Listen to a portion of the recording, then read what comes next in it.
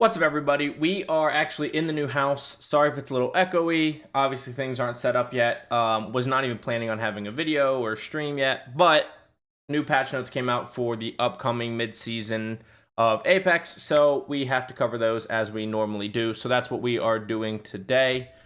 Obviously, if you want to see me play this live, I will be on Apex for when the update comes out next week on Tuesday. Twitch is linked down below. Hopefully by Tuesday things will be a lot better in here. But let's go ahead and talk about it.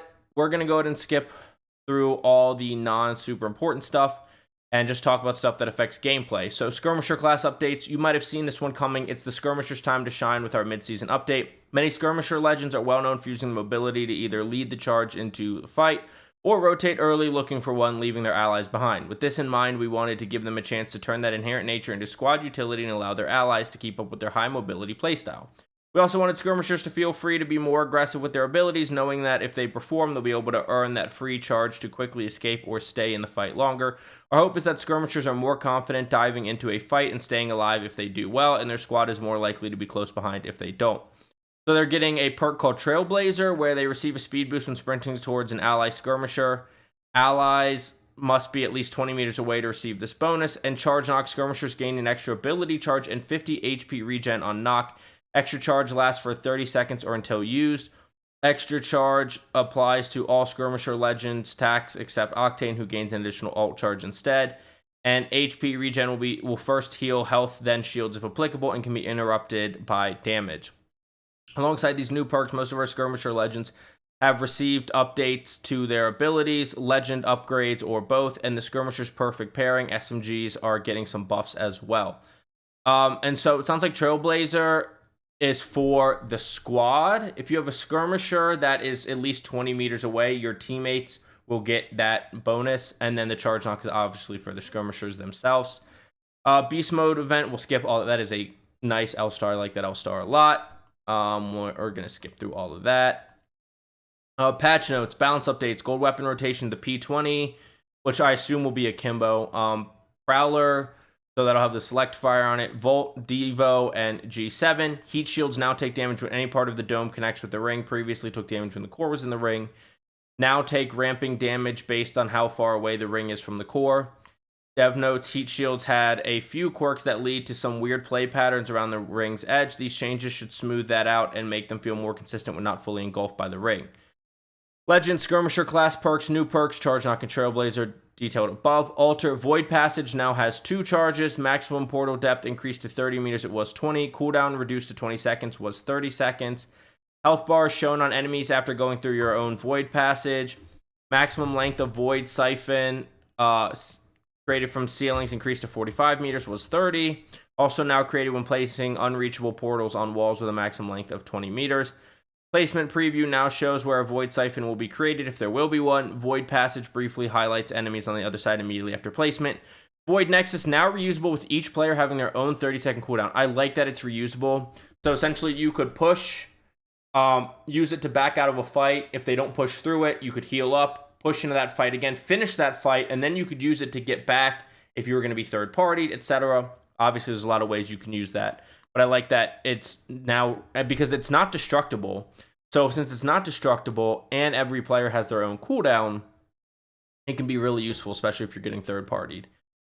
2 can be, well, it's destructible for Alter herself, obviously. 2 can be active in the world at the same time. Interact directly with a Void Nexus to summon your knocked enemies, and summon allies can move and use their knockdown shield. So interact directly with Void Nexus to summon your knocked enemies. So to me, that sounds like if you're Alter, you could Void Nexus back to it. And if your allies are knocked, you can pull them back with it. Because it says interact directly. So I assume you have to be at the Void Nexus. Alt is otherwise not interactable from a short distance, making it easier to revive a squad mate without accidentally triggering the Void Nexus. Gift from the Rift can now grab banners when using a passive on a squad mate's death box. Love that. Upgrades level 2, Ringmaster remove, Void Vision remove. New friends gain all support perks, access to support bins, faster revives with health regen, gain R&B with banners. That's huge for Alter, because Alter's just not super awesome. New Eyed to Another World, gain all recon perks. Okay, I like that. Upgrades level 3, multi-dimensional remove, tactical cooldown plus remove, new void breacher, user-friendly void passage, grants move speed and improve reloads. Staring into the void passage, scan duration for plus 15 seconds for alter, last duration of the void passage. Scan requires line of sight to enemy from the portal exit and to the portal entrance for alter. That's okay. We usually skip the dev notes. The changes to Void Nexus aim to reduce the friction around the ability, being able to reuse the blah blah blah. Ashe Void Breach alt cooldown increased to 2 minutes 30 seconds. That's good. Ashe is still probably going to be pretty strong because that's her only nerf. And everything about Ashe is still going to be good. The Skirmisher class perk changes should rival much of Ashe's dominance, but we're easing off on Ashe Pressure Valve with a minor alt adjustment to make those double long phase tears slightly less common, because you do have that upgrade where you can have 2 alt charges. Horizon, Big Bang removed, Backpack removed, Tac cooldown moved to level 2, alt cooldown moved to level 2. Level 3, new conservation of energy. Spacewalk grants 25 HP shield regen on soft landings. And combat reserve access assault bins, carry extra ammo per stack, and extra grenade slots. Interesting for Horizon. The conservation of energy one is super sick, actually. Loba, escape artist, reduced shields regenerated to 25 was 50. Pathfinder, level 3, down and away removed. New grapple cooldown plus decreased tack cooldown by 10 seconds. With Skirmisher class perks, Pathfinder's down and away upgrade needed to be replaced. We've added simple cooldown reduction for now. I don't know, man. I don't know. It's almost like Pathy needs a rework because they just keep... chair rolls so easily. Because I don't know. Path is just getting buried. Revenant, Assassin's Instinct allies now see the low health tracking marker like Revenant. Shadow Pounce activation time reduced by 30 seconds. Cooldown reduced to 20 seconds. Forge Shadow alt shield HP increased by 25. Upgrades level 2, Murder Machine removed. New Try to Hide doubles the duration of the passive mark when getting enemies to low health. Upgrade level 3, Grim Leaper removed. New Agile Assassin reduces Shadow Pounce activation time and charge by half. Attack cooldown now reduces to 15 seconds. Wraith, original third-person run animation has returned, so the Naruto run is back. Into the Void, cooldown decreased to 20 seconds, was 25. Tac activation decreased to 0.8 seconds, was 1.25. Can now exit from Void at any time by pressing attack or tactical buttons. Dimensional Rift, cooldown decreased to 2 minutes 30 seconds, was 3 minutes. Now ramps up to max speed much faster when using alt. Upgrades level 2, alt cooldown now reduces to 1 minute 30 seconds. Upgrades level 3, fast phase now decreases tac activation by 30 seconds, was 20 seconds. This reduces the activation time to a half a second. Tac cooldown now reduces to 15 seconds. Dev note, Wraith is getting a number of adjustments to return her closer to original form. I don't know why I'm reading that one. Ammo attachments accelerator hop-up has been removed from the car, G7, and Nemi. It's been added to the P20, Volt, and Wingman. Lasers increase laser effectiveness at all tiers. Weapons, Alternator.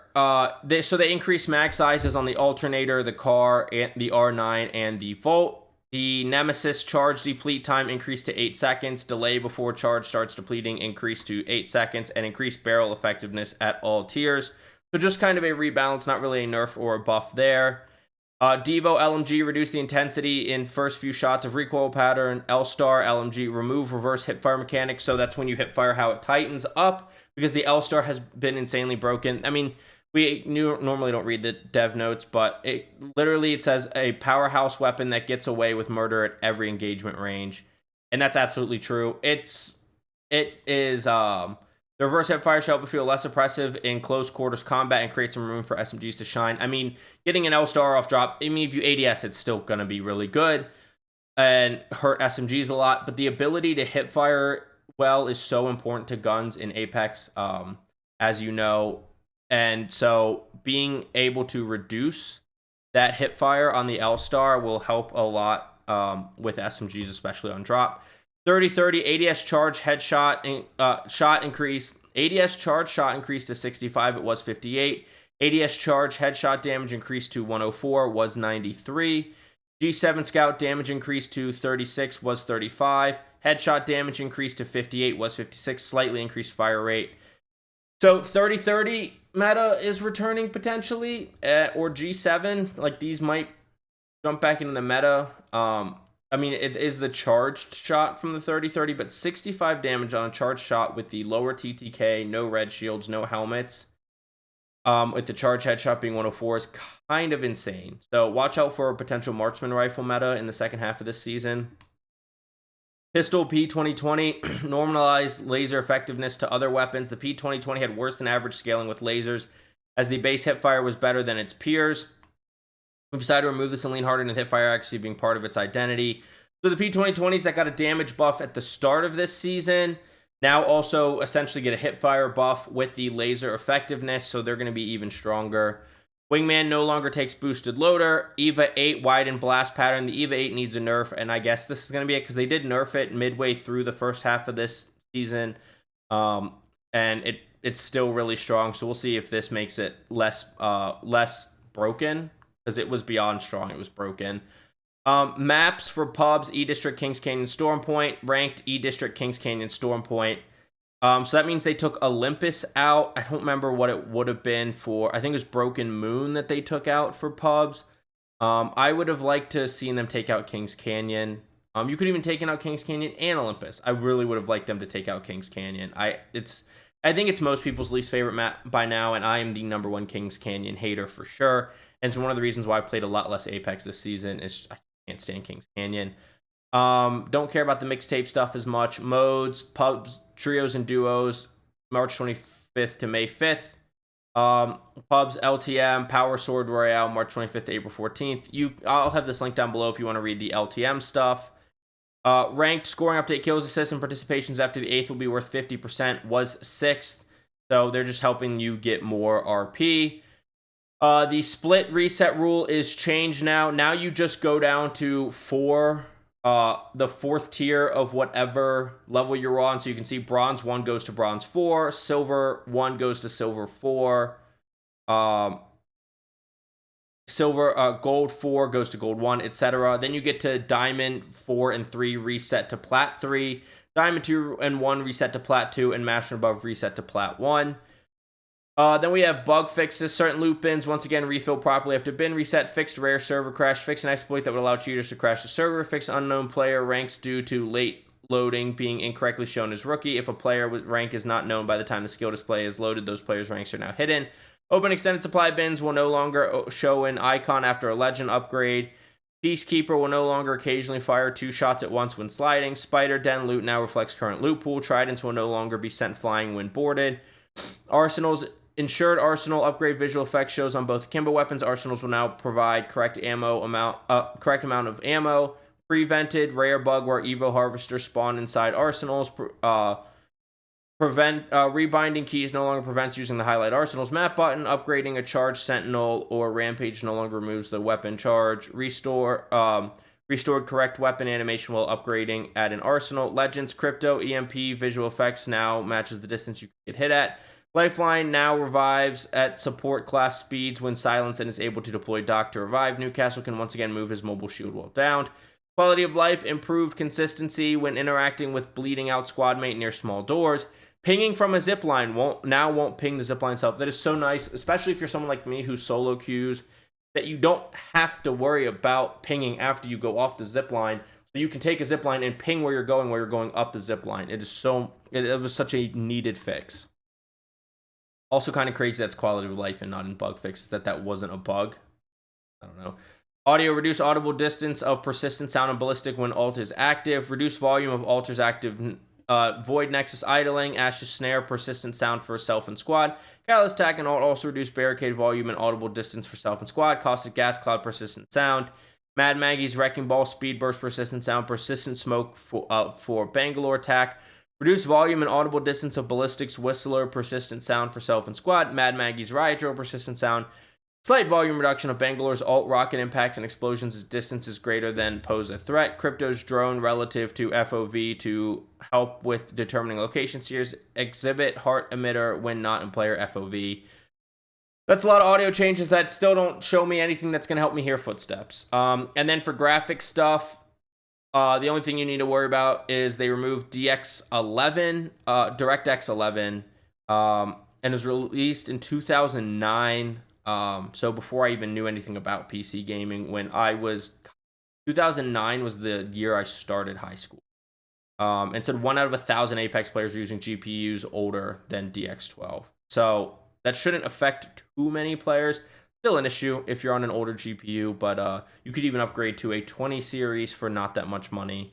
So it's an unfortunate change if it knocks some players out of Apex, but I mean, it's just like the argument with supporting the older console generations that you're holding everyone else back by supporting that. So it's kind of for the greater good thing, a little Machiavellian, but it is for the greater good. But that is the patch notes. Like I said, sorry if there's a little echoing in here. I moved last weekend. I've been dealing with COVID all this week, so haven't been able to properly try to get things set up. And as I get this more set up, I'll have acoustic stuff on the wall. I'll have a little more furniture in here. It'll be a little less echoey. We'll have a better background than what we have now, and maybe even a little different camera angle, etc. But we're still working things out. So that's all I got for you today. Like I said, this will be linked down below, as well as my Twitch. All my social medias will be linked down as below as well. Check all those out if you want to. And thank you so much for watching. Please don't forget to like, subscribe, and hit that notification bell if you like this type of content and want to see it first. And comment down below what you think of the game, the gameplay, whatever. And I will see you in what are we, season 24 and a half? Get frying. Have a good day. Bye.